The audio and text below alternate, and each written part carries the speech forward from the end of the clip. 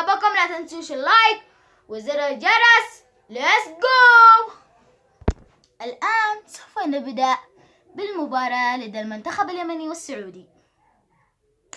سوف نبدأ أولا بالحارس. الحارس بذل جهد كبير، بس في شيء أغاظني جدا في الحارس. ما هو هذا الشيء؟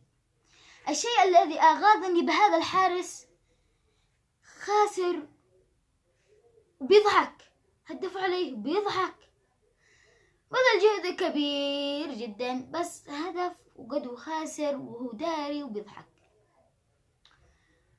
والمدافعين والهجوم وخط الوسط كلهم بذلوا جهد كبير جدا، لكن شوتات المنتخب اليمني في منطقة الجزاء ومن خارج منطقة الجزاء كانت شوتاتهم جدا قوية.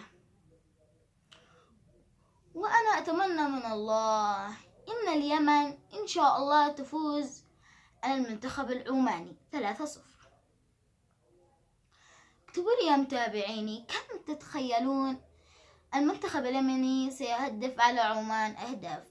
كان معكم محمد جميل من قناة MHMD. لا تنسوا اللايك وزر الجرس. للقاء.